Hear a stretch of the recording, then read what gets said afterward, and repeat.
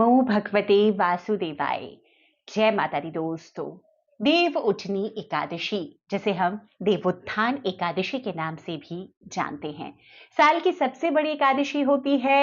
और इस एकादशी को हमारे देश में ज्यादातर जो भी हमारे धर्म समुदाय के लोग हैं जरूर धारण करते हैं। तो साल 2024 में देव उठनी एकादशी को लेकर अगर आपके मन में भी कंफ्यूजन है, अगर आप चाहते हैं व्रत करना और तिथि को लेकर कंफ्यूज्ड हैं, तो मैं बताने जा रही हूं कि इस साल देव उठनी एकादशी का व्रत आप किस दिन धारण करेंगे, क्या सही तारीख होगी व्रत धारण करने की, एकादशी की तिथि कब प्रारंभ होकर कब समाप्त होगी, एकादशी की आज की एकादशी का जैसे मैंने बताया साल की सबसे बड़ी एकादशी है तो क्या महत्व है, पूजा का विधान क्या होगा, किस प्रकार से आज श्री विष्णु और माता लक्ष्मी को हमें प्रसन्न करना है, क्या वो कार्य हैं जो आज हमें जरूर करने चाहिए, और एकादशी व्रत धारण हमने किया है तो पारण यानी कि व्रत हमें कब किस प्रकार से खोलना है, ये सभी जानकारियां इसी एक वीडियो में आपको प्राप्त हो जाएगी।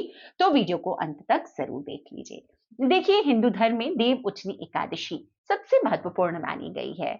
मान्यता है कि इस दिन भगवान श्री विष्णु योग निद्रा से जागते हैं और उनके जागने के साथ ही जो 4 मास से सभी शुभ मांगलिक कार्य बंद थे ना, वो फिर से शुरू हो जाते हैं।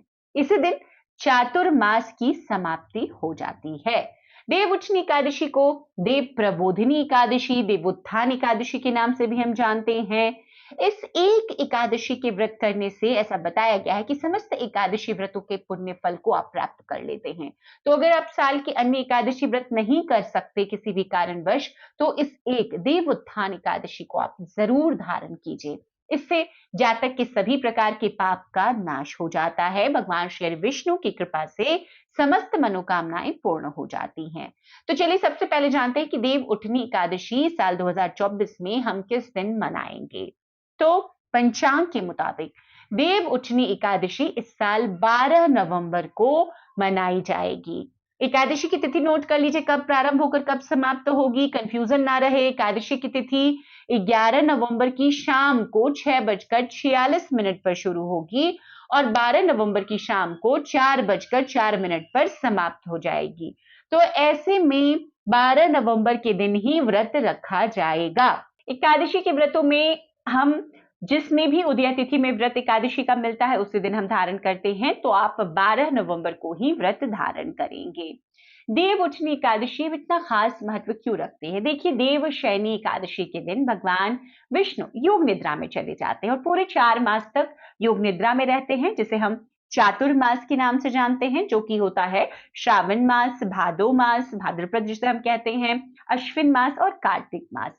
तो कार्तिक मास के शुक्ल पक्ष की एकादशी को देव अपने शयन से जागते हैं, इसीलिए इसे देव प्रबोधिनी और देव उठनी एकादशी के नाम से हम जानते हैं। अब इन 4 मासों में क्योंकि श्री विष्णु योग निद्रा में है, तो सभी शुभ मांगलिक कार्य देव शनि से बंद हो जाते हैं।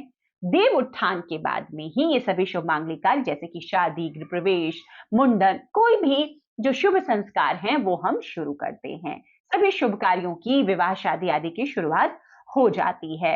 इस दिन भगवान विष्णु के साथ माता लक्ष्मी की पूजा आराधना विधि विधान से हमें करनी चाहिए अपने घर में सुख शांति के लिए। तो देव उठनी एकादशी का आप लोग जो भी व्रत करेंगे ना, वो उसके पारण का शुभ मुहूर्त भी नोट कर लीजिए। देव उठनी एकादशी का जो पारण है वो हम 13 नवंबर को करेंगे। पारण का जो शुभ समय है वो आपको सुबह 6:42 से 8:51 मिल रहा है। इसी बीच में आपको देवोत्थान एकादशी का व्रत आपने धारण किया है तो आप पारण कर लीजिएगा। अब देव उठनी एकादशी के दिन की जो पूजा विधि होती है वो क्या होती है? देखिए, अगर आप देवोत्थान एकादशी का व्रत कर रहे हैं देव उठनी एकादशी का, तो सुबह जल्दी उठेंगे और दशमी की तिथि से ही देखिए ब्रह्मचर्य आदि, सात्विकता आदि नियमों का आपको पालन कर लेना है। अन्न का त्याग अगर कर सकें दशमी की तिथि में शाम के समय तो त्याग कर दीजिएगा। उसके बाद एकादशी की तिथि में सुबह में उठने के बाद में आपको भगवान श्री हरि विष्णु के व्रत में रहना है, उनका ध्यान करते हुए पूजा का संकल्प लेना है। देखिए, एकादशी के व्रत में तुलसी के पत्ते अर्पित किए जाते हैं आज खास तौर पर, लेकिन तोड़े नहीं जाते, तो आप बिल्कुल ये ध्यान रखेंगे देवोत्थान एकादशी के लिए तुलसी पत्र पहले से ही आप तोड़ करके रख लेंगे।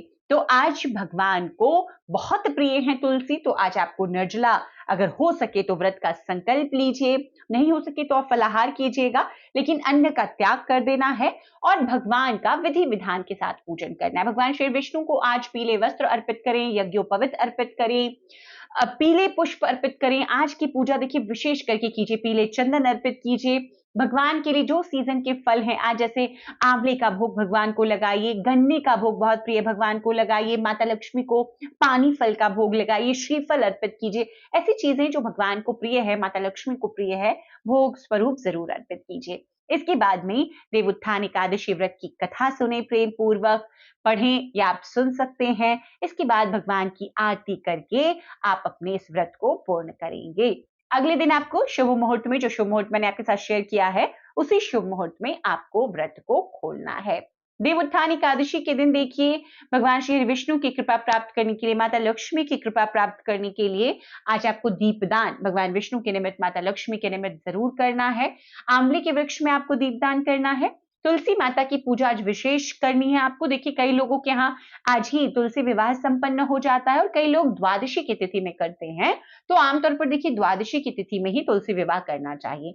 आज देव उठाए जाते हैं, आज देवताओं से मिलन होता है, दर्शन पाते हैं देवता, और अगले दिन उनका विवाह कराकर फिर से एक बार शुभ मांगलिक कार्यों की शुरुआत हो जाती है।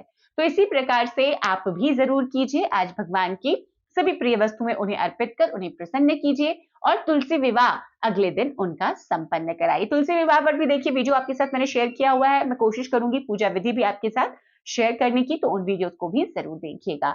ये वीडियो अगर पसंद आए तो लाइक कीजिएगा, ज्यादा से ज्यादा लोगों तक शेयर कीजिएगा। चैनल पर पहली बार आए, इस तरह की जानकारी अच्छी लगती है तो चैनल को कृपया कर सब्सक्राइब भी जरूर कर लें। वीडियो देखने के लिए बहुत बहुत शुक्रिया। जय श्री विष्णु, जय माता लक्ष्मी।